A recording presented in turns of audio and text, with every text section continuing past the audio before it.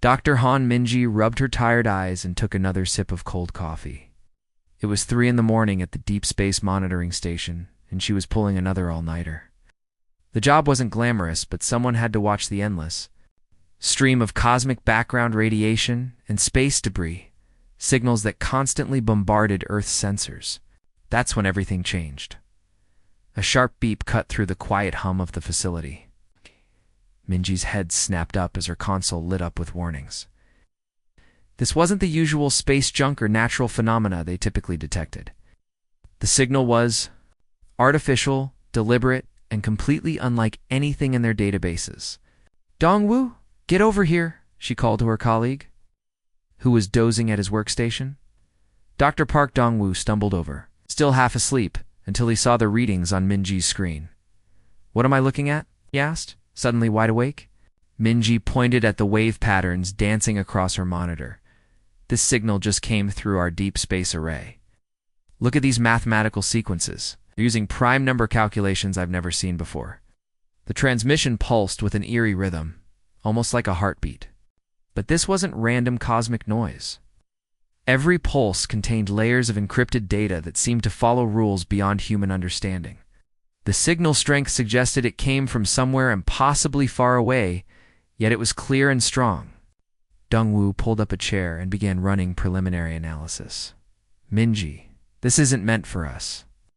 Look at the targeting vectors. This signal is aimed at a completely different star system." She leaned forward, studying the data more carefully. The mathematical framework was decades ahead of anything humans had developed. Whoever sent this message was using concepts that Earth's greatest minds were only beginning to theorize about. "We intercepted it by accident," Minji whispered.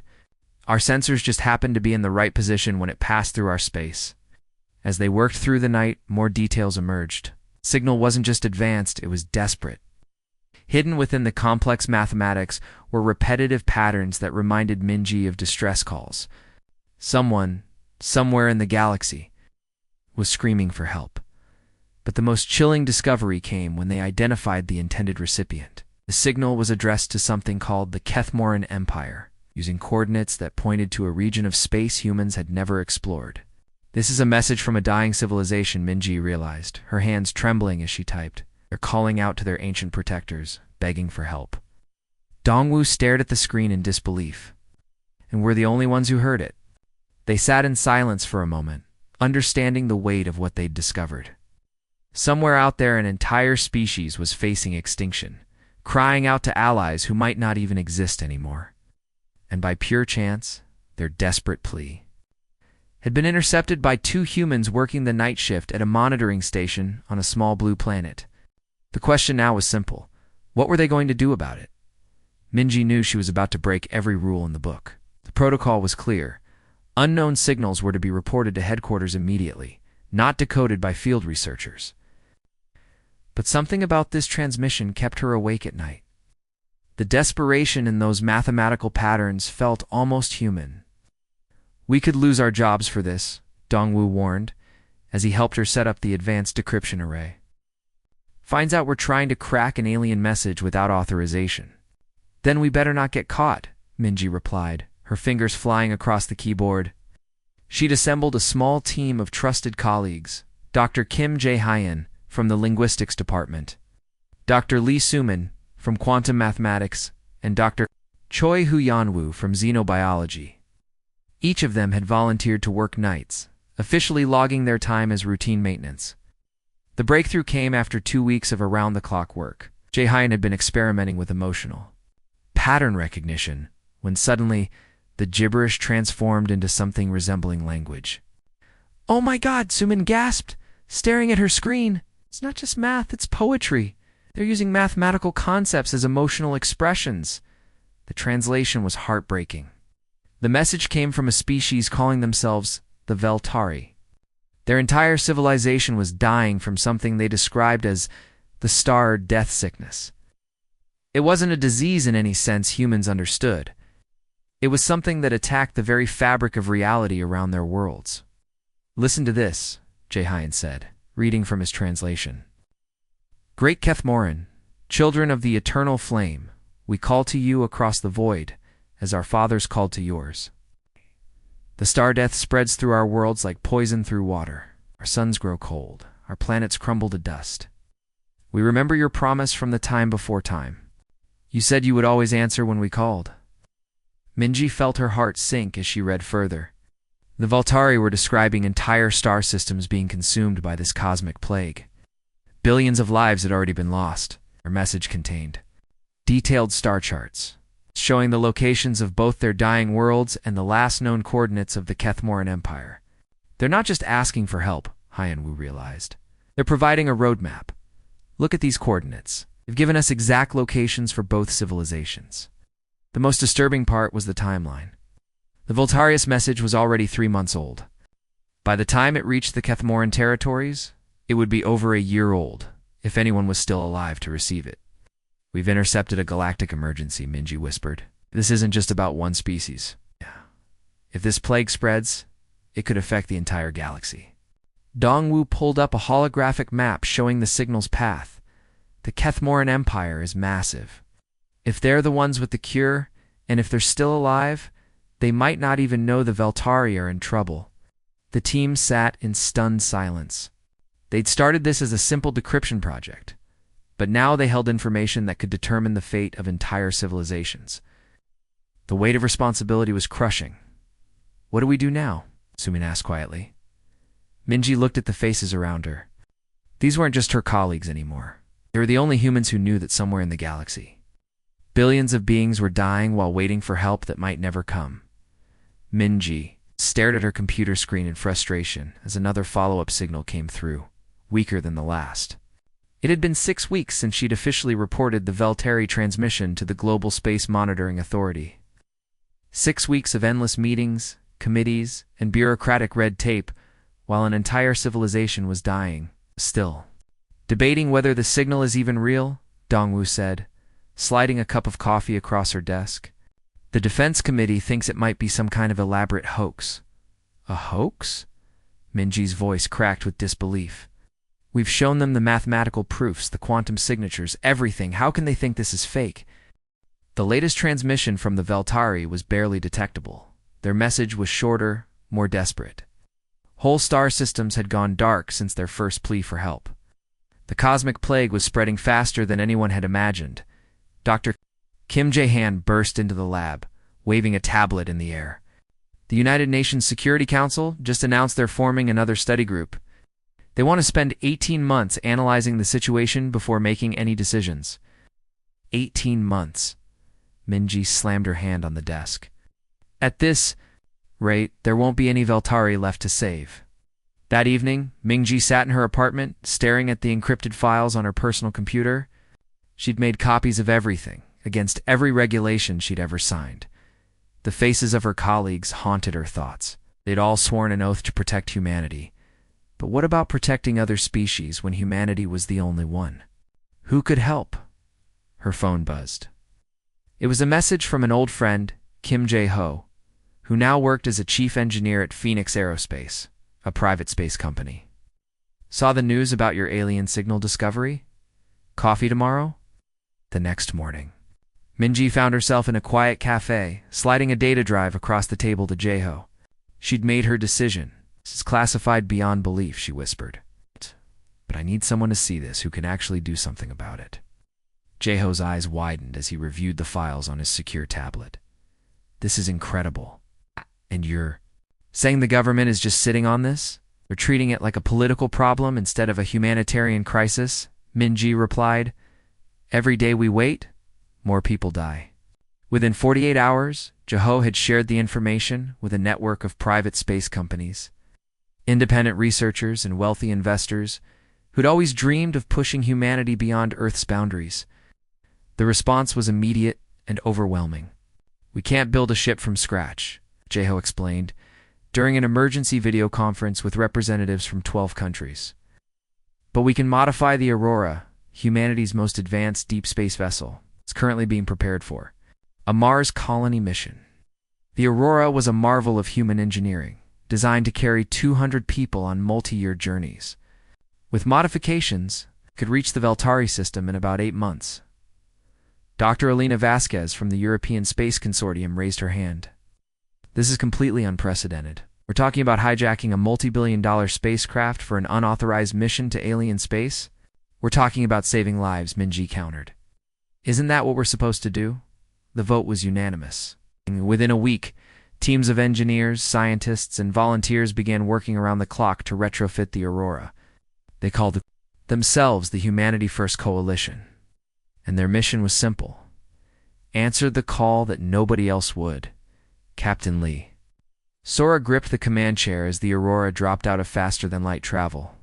8 months of cramped quarters, recycled air, and the constant hum of the engines had tested everyone's patience. But nothing could have prepared her crew for what they saw through the main view screen. "Dear God," whispered Dr. Park Minseok, the ship's science officer. What happened here? The Veltari home system was a graveyard. Where there should have been thriving planets, only fragments remained. Entire moons had been reduced to clouds of glittering dust that caught the light of their dying star. The star itself flickered weakly, its surface covered in strange dark patches that seemed to eat light instead of producing it.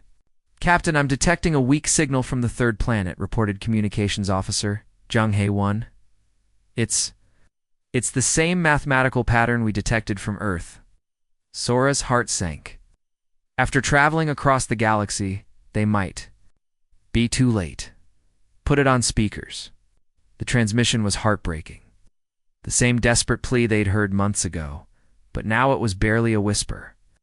The Veltari were still calling for help, but their voices were fading. "Take us to the source of that signal," Sora ordered, "and prepare the medical bay. We might have survivors." As the Aurora approached the third planet, the crew watched in horror as chunks of the world's surface simply vanished into nothingness. It wasn't destruction in any normal sense. The matter was just gone, leaving behind empty space that twisted and bent the light around it. Captain Minseok called out, his voice shaking. "I've never seen anything like this. Whatever's happening down there, it's not following any laws of physics, I know."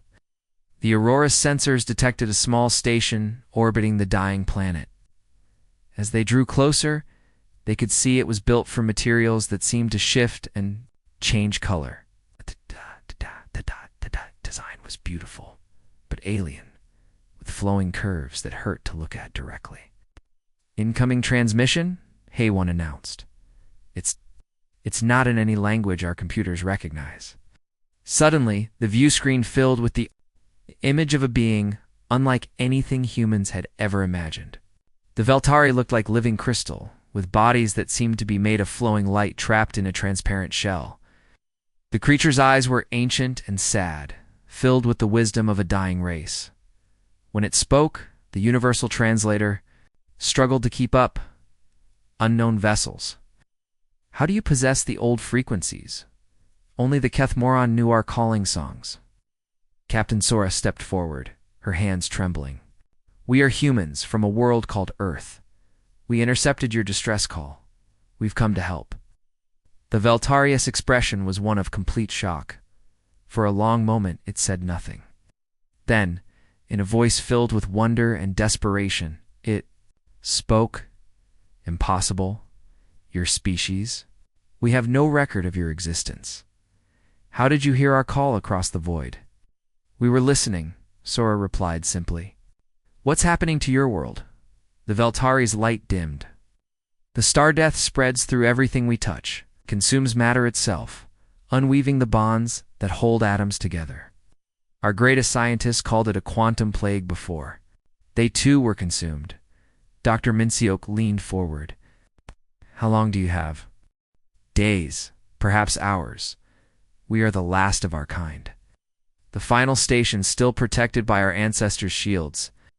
When these fail, the transmission cut to static as another section of the planet below simply ceased to exist." The Veltari leader, who called himself Zithara, invited the human crew aboard their dying station. Captain Sora brought only a small team, including Dr. Minseok and linguist Dr. Yoonji Hai. As they walked through corridors that seemed to pulse with fading light, Zithara began to tell them a story that stretched back thousands of years. Long ago, when our star burned bright and our worlds were young." "We were not alone," Zathera said, his crystalline form flickering weakly. "The Kethmoran came to us as protectors, as teachers. They were ancient even then, beings of incredible power and wisdom. The walls around them displayed holographic images of the past." Captain Sora watched in amazement as scenes of a thriving civilization unfolded before her eyes. The Veltari had once controlled dozens of star systems, their crystal cities gleaming like jewels across the galaxy. "Kethmoran taught us everything," Zathera continued. "How to harness the power of stars, how to travel between worlds, how to live in harmony with the cosmos. They were like gods to us, but gods who cared for their children." Dr. Jahai leaned forward, fascinated. "What happened to them?" Zathera's light dimmed further. 500 years ago, they simply vanished. No warning, no explanation. One day they were there, the next, ... gone. We searched for them across the galaxy, but found only empty worlds and silent cities. The holographic display shifted, showing the aftermath of the Kethmoran disappearance. Without their protectors, the Veltari had struggled to maintain their vast empire. Many colonies had been abandoned, their populations retreating to safer core worlds. "We thought we were alone," Zathera said, "but we were wrong. The Kethmoran had enemies, ancient foes who had waited centuries for revenge." The images became darker, showing something that made the human crew step back in horror. Twisted ships emerged from the void, their hulls seeming to absorb light itself. These were the Devourers, a species that fed on the life force of entire worlds. "They brought the Star Death as a weapon," Zathera explained. "It was designed to destroy the Kethmoran, to unweave their very existence from reality. But the Kethmoran were gone, so the weapon found us instead." Dr. Minseok studied the holographic data. "It's quantum plague. It's not natural. It's an engineered virus that attacks the fundamental forces holding matter together." "Yes," Zathara confirmed. The Kethmoran had faced this weapon before. They created a cure, a way to rebuild the quantum bonds that the plague destroys. But the formula was kept in their most sacred archives. Captain Sora felt a chill run down her spine. "Where are these archives?" "In the heart of Kethmoran space, on their homeworld of Kethra Prime. But the planet is surrounded by guardian systems that destroy any ship that approaches. The Kethmoran designed them to protect their secrets from exactly this kind of threat." The holographic display showed a massive world surrounded by a web of defensive stations, ancient weapons that had been dormant for centuries, waiting for someone to try to breach their perimeter. "Many of our bravest pilots tried to reach the archives," Zathara said sadly. None returned. "The Guardians do not distinguish between friend and foe. They attack anything that is not Kethmoran." Dr. Jihai exchanged glances with her colleagues. "So the cure exists, but it's impossible to reach." "That is why we call to them," Zathera replied. "Only the Kethmoran could command their own defenses to stand down, but they never answered our call." Captain Sora looked at her team, seeing the same determination in their eyes that had driven them to make this impossible journey. "Show us the location of Kethra Prime." "Cannot." "Mean to attempt what our greatest heroes could not accomplish?" Zathera protested. "We're human," Sora replied with a grim smile. "Oh, we specialize in doing the impossible." Back aboard the Aurora, Captain Sora called an emergency meeting. The command room was packed with her senior staff. "Let's go." All studying the holographic display of Kethara Prime and its deadly defenses. The ancient Guardian systems formed a perfect sphere around the planet, each one capable of destroying a ship with a single shot. "The Voltari have been trying to crack this for 500 years, said Dr. Minseok, shaking his head. "Their technology is centuries ahead of ours. If they can't do it, then we'll do it differently," interrupted Tactical Specialist Choi Minho. He was the youngest member of the senior staff, barely 30, but his mind worked in ways that constantly surprised everyone. "Look at this data. Every Veltari attempt followed the same pattern. They approached with powerful ships trying to fight their way through." Engineer Kim Jae-ho nodded. "Makes sense. They were trying to match the Kethmoran's own technology against their defenses." But that's exactly what the Guardians were designed to stop, Minho continued. The Kethmoran built these systems to defend against enemies who thought like them, fought like them. They never imagined someone completely different would try to get through. Captain Sora leaned forward. "What are you thinking?" Minho grinned. The same expression he'd worn as a kid when he figured out how to hack his school's computer system. The Guardians are looking for ships that match certain threat profiles. Big engines, powerful weapons, advanced shields. But what if we don't look like a threat at all? Dr. Yunji Hai frowned. "You want to disguise the Aurora?" "Better than that," Minho said, pulling up the ship's schematics. "We strip her down, remove all the weapons, shut down the main engines, even power down most of the life support. Her look like a piece of space junk." The room fell silent. It was either brilliant or completely insane. "The Guardians scanned for active threats," Minho explained. "But they probably ignored debris, dead ships, natural objects. We drift in like a piece of wreckage, completely passive." Dr. Minseok looked skeptical. "Even if that works, how do we get back out? And how do we survive with minimal life support?" "We don't need to get back out the same way," Minho replied. "Once we're inside, we can reactivate the ship's systems. As for life support, we've got emergency suits that can keep us alive for days." Captain Sora studied the plan, her mind racing through all the possible problems. "What about the Aurora's quantum signature? These Guardian systems are incredibly advanced." "That's where it gets really crazy," Minho said. "We use the Veltari's own quantum technology to mask our signature, make ourselves look like a chunk of their destroyed homeworld." Jeho whistled low. "You want to literally disguise ourselves as a piece of a dead planet?" "The Guardians have been watching debris from destroyed worlds drift past for centuries," Minho explained. "They're programmed to ignore it. They become just another sad piece of wreckage floating through space." The plan was audacious beyond belief. They would essentially turn the Aurora into a coffin, drifting through the most dangerous defensive grid in the galaxy, while pretending to be the remains of a civilization that had already died. "There's one more thing," Minho added quietly. "This only works if we commit completely. No active sensors, no communications, no course corrections. Once we start the drift, we're committed. If something goes wrong, we won't be able to react." Captain Sora looked around the room at her crew. They'd already traveled further from Earth than any human in history. Now they were being asked to risk everything on a plan that had never been attempted by anyone. "How long would the drift take?" she asked. 18 hours to reach the planet's surface," Minho replied. 18 hours of floating through space like a ghost ship, hoping the Guardians don't notice we're still breathing. The 18-hour drift through the Kethmoran defense grid was the longest night of Captain Sora's life. The Aurora floated silently through space, its crew huddled in emergency suits as the ship's systems ran on minimal power. Through the darkened viewports, they could see the ancient Guardian stations passing by like sleeping giants. "Guardian. Platform approaching starboard," whispered Dr. Minseok, his voice barely audible through the comm system. "Distance! 2 kilometers!" Everyone held their breath as the massive Kethmoran defense station drifted past. Its sensors swept over the Aurora, but the ship's disguised quantum signature made it appear as nothing more than a chunk of crystallized debris from the dead Veltari homeworld. "We're through the outer ring," Minho reported softly. 17 more hours to go. The plan was working, but the psychological pressure was crushing. They were completely helpless, unable to change course or defend themselves if something went wrong. All they could do was drift and hope that 500-year-old alien technology would continue to ignore them. As they drew closer to Kethera Prime, the planet revealed itself to be unlike anything they'd ever seen.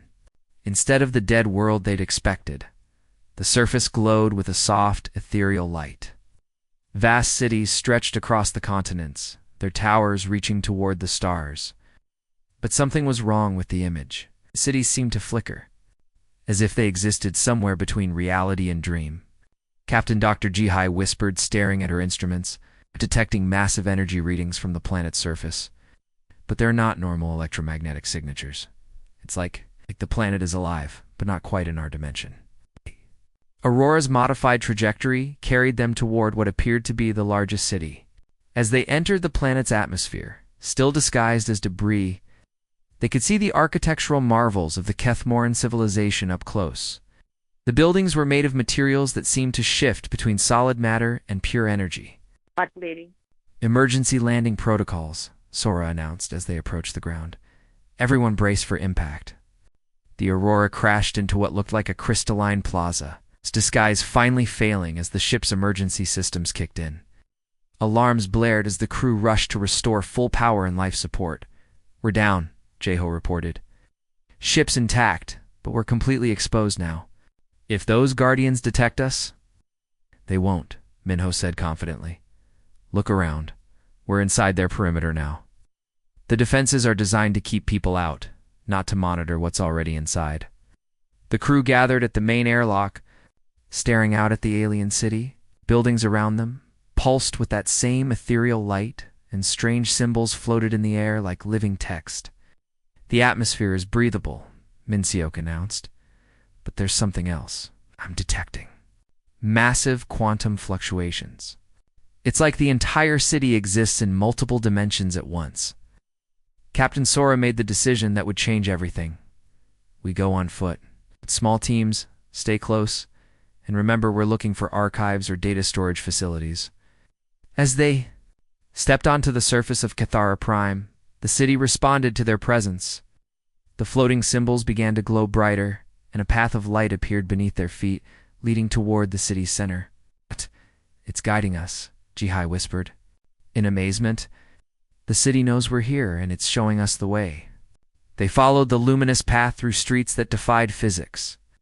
Buildings that should have been solid occasionally became transparent, revealing chambers filled with swirling energy. At the city's heart stood a massive structure that seemed to be built from crystallized starlight itself. "The Central Archive," Minho breathed. "Has to be." As they approached the building, a figure materialized before them. It was tall and elegant, with features that seemed to shift between human and something far more alien. But it wasn't solid. The figure was made of the same ethereal light as the city itself. "Welcome, children of the distant stars," the figure spoke, its voice echoing directly in their minds. "We've been waiting for someone brave enough to answer the call." The ethereal Kethmoran figure, who called himself Velfinar, led the human crew through the crystalline archive. Captain Sora watched in wonder as walls of pure light revealed themselves to be massive data storage systems, containing the knowledge of an entire civilization that had transcended physical existence. "Your species fascinates us, Velfinar," said as they walked. "The Veltari approached our defenses with brute force as we expected. But you came as debris, as the forgotten dead. Only a truly desperate species would risk such a gamble." Dr. Yoon Hijin, the Aurora's chief medical officer, studied the swirling patterns of information around them. "The cure for the quantum plague... ... Is it really here?" "It is," Velthanor confirmed. "But it was designed for the Kethmoran physiology, not for the Veltari. That is why it failed to completely eliminate the plague when it spread to their worlds." The archive's central chamber was breathtaking. Floating holographic displays showed the complete molecular structure of the quantum plague and the Kethmoran cure. But as Hyjin studied the data, her medical training kicked in. "This is incredible," she whispered. "The plague doesn't just destroy matter. It actually corrupts the quantum information that tells atoms how to bond together. And this cure. It's like a quantum antibiotic." Elfinor nodded approvingly. "Your species understands quickly. But the cure requires modification to work on different forms of matter. The Kethmoran and Veltari are fundamentally different at the quantum level." Captain Sora stepped forward. "Can you modify it? We no longer exist in the physical realm." Velthanar replied sadly. "Can provide the knowledge, but we cannot act upon it. That is why we waited for someone like you." Dr. Hyjin's eyes lit up. "But I can." "Human medicine focuses on adaptation and modification. We've been fighting diseases and adapting treatments for centuries." Over the next several hours, Hyjin worked with the Kethmoran archives to understand the cure's mechanisms. What she discovered was revolutionary. The original cure was elegant but limited, designed specifically for Kethmoran biology. But human medical knowledge, with its focus on broad-spectrum treatments and adaptability, could make it universal. Key is in the quantum resonance frequency, Hai-Jin explained to her colleagues.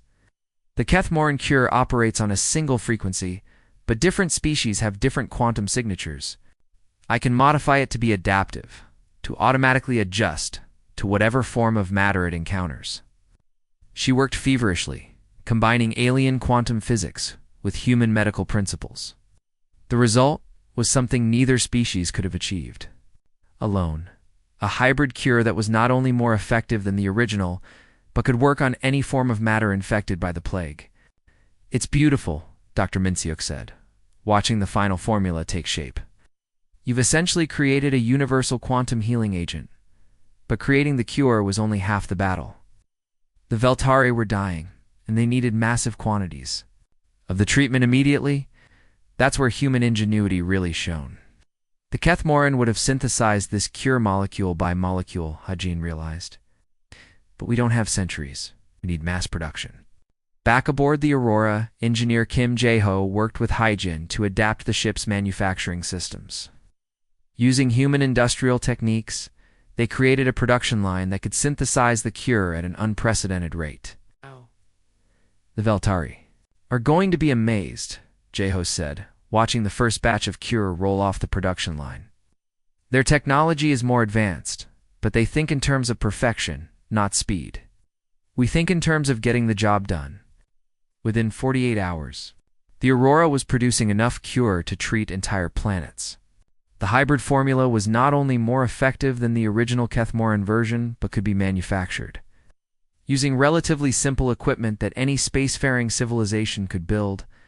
We're not just saving the Veltari, Captain Sora realized. We're giving the entire galaxy a weapon against this plague. The transformation of the Veltari worlds was nothing short of miraculous. Captain Sora watched from the Aurora's bridge as the quantum plague retreated before the advancing wave of the hybrid cure. Dead planets began to shimmer back into existence, their matter reconstituting from the quantum void where it had been trapped. Look at that, Dr. Hai-Jin whispered, pointing at the main view screen. The third planet, it's rebuilding itself. What had been fragments of a dying world were now coalescing back into a living planet. The quantum cure wasn't just stopping.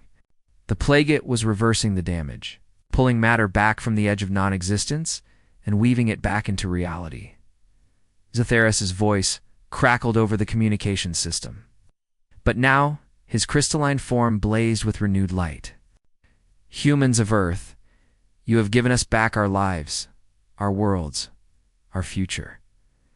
How can we ever repay such a gift? The answer came not from Captain Sora, but from the most unexpected source. The Kethmoran archives, still connected to the Aurora, through their quantum link, spoke through Velthanar. The humans have shown us something we had forgotten, the ethereal being said. They have reminded us that sometimes the greatest strength comes not from ancient wisdom, but from the courage to act when others will not. Over the following weeks, as the Veltari civilization rebuilt itself, something extraordinary happened. They didn't just restore their old worlds, they improved them, working alongside human engineers. They began incorporating human manufacturing techniques and adaptive technologies into their crystalline cities. Your species approaches problems so differently than we do, explained Veltari scientist Kethavala during a joint research session. We seek perfection in single solutions. We seek solutions that work for everyone. The collaboration between humans and Veltari produced innovations that neither species could have achieved alone. Human adaptability, combined with Veltari quantum, mastery created technologies that seemed like magic. Medical scanners that could detect illness before symptoms appeared. Manufacturing systems that could produce anything from raw quantum energy. Ships that could travel between stars in days rather than months. But the real change came when news of humanity's actions spread across the galaxy. The story of the unknown species that had answered a call not meant for them captured the imagination of civilizations everywhere. We're getting messages from dozens of star systems, reported communications officer Jung Hae-won. Species we've never heard of are reaching out, wanting to meet the humans who saved the Veltari. Captain Sora found herself at the center of a galactic phenomenon. The human approach to problem-solving, messy, improvised, and stubbornly optimistic, was something entirely new to most alien civilizations. Where ancient empires had failed through rigid thinking, humans had succeeded through sheer adaptability. The Galactic Council, an organization of the oldest and most powerful civilizations, sent an official delegation to meet with the human expedition. Ambassador Krilthner, representing 17 different species, arrived with a message that would change everything. In 10,000 years of galactic history, we have never encountered a species quite like yours, the ambassador said during the formal first contact ceremony. You possess something we had thought lost, the willingness to risk everything for strangers. The invitation was unprecedented. Humanity was being offered full membership in the Galactic Council, not as a junior partner or probationary member, but as equals. The species that had been unknown just months ago was now being recognized as a major galactic power.